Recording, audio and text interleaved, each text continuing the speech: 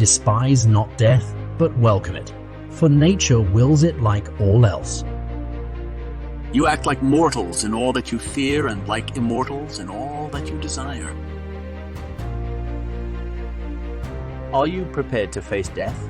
The ancient Roman Emperor Marcus Aurelius was a great philosopher who lived and ruled during tumultuous times. He was a man of great wisdom who wrote extensively on Stoic philosophy and the pursuit of a meaningful life.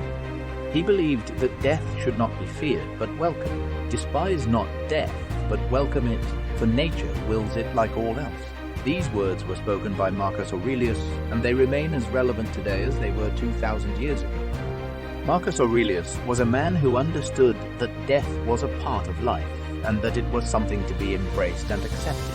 He was a man who believed that life should be lived with purpose, and that death should be accepted as a natural part of the cycle of life. Marcus Aurelius believed that life was a precious gift, and that it should be lived to the fullest. He understood that death was inevitable and that it should be welcomed with grace and dignity.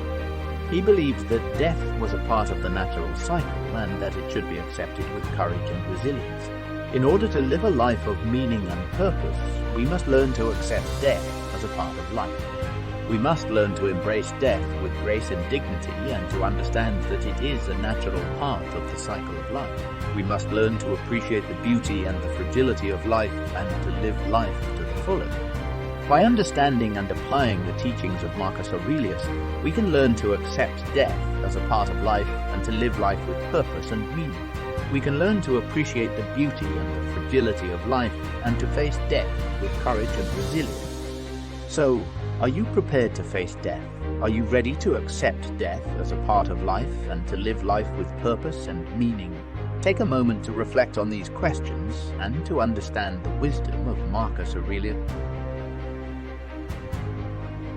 Do you ever feel like you're in a tug-of-war between your fears and your desires? The great philosopher Seneca once said, "You act like mortals in all that you fear, and like immortals in all that you desire." This quote speaks to the idea that our fears can be limited, while our desires can be limitless.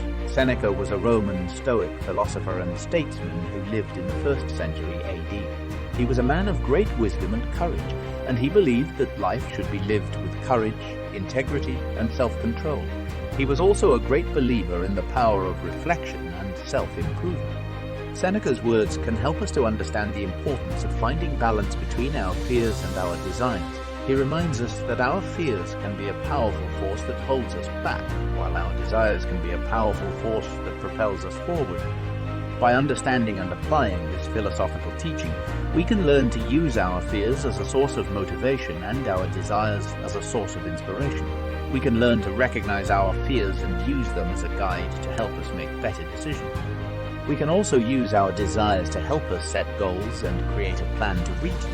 Seneca's words remind us that we are capable of great things and that we can use our fears and desires to make our lives better. So take a moment to reflect on the words of this great philosopher and use them to help you find balance between your fears and your desires.